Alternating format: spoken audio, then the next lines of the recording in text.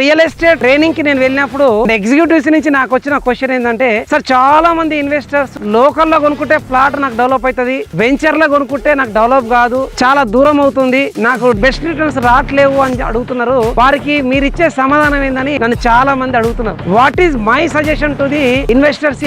So మీరు ఏదైతే లోకల్లో ప్లాట్ కొనాలనుకుంటున్నారో, సో ఆ లోకల్ ప్లాట్ కూడా ఒకప్పుడు వెంచరే కదా, please keep it in your mind. So ఆ రోజు వెంచర్ చేసి ఈ రోజుకి రీసేల్ అయ్యి 2-3 హ్యాండ్స్ మారిన తర్వాత మీరు కొందాం అనుకుంటున్నారు. సో ప్రతి ఒక్కరూ మనం ఏమనుకుంటాం, నేను కష్టపడ్డ సొమ్ము ఎక్కువ వృధా కాకూడదు, సో నా ఇన్వెస్ట్మెంట్ తోటి 10 మందికి లాభం రాకూడదు అని అనుకుంటే ఖచ్చితంగా ఫ్రెష్ గా చేసిన ప్రాజెక్ట్ లో మీరు అప్రోచ్ చెక్ చేసుకొని అప్రూవల్ చెక్ చేసుకొని తీసుకోండి. This is the first reason. Second reason is properties చాలా మందికి లోకల్లో ఉన్న మనశ్శాంతి కరువైంది. ఎందుకంటే హైడ్రా ఎప్పుడు వచ్చి కూలగొడుతుందో తెలియదు, ఎప్పుడు వక్ బోర్డు నుంచి రిలీజ్ అవుతుందో ప్రాపర్టీ తెలియదు, ఎప్పుడు భూదాన్ ల్యాండ్, లావణ్య పట్ట, గవర్నమెంట్ ఇష్యూస్ అండ్ స్వార్థం పెరిగి కూడా చాలా మంది సంపద కోసం లిటిగేషన్ ప్రాపర్టీ చేస్తున్నారు కావాలని. ఆల్రెడీ ఇంతమంది 25-30 ఇయర్స్ బ్యాక్ అమ్మిన ఫ్యామిలీ వచ్చి నా బిడ్డకు భాగం రాలేదు, మా తాత సంతకం పెట్టలేదు, మా డాడీ సిగ్నేచర్ ఫోర్జరీ చేశారని చెప్పి ఏదో ఒక రకంగా లిటిగేషన్ చేసి డబ్బులు తీసుకోవడానికి ప్రయత్నం చేస్తున్నారు.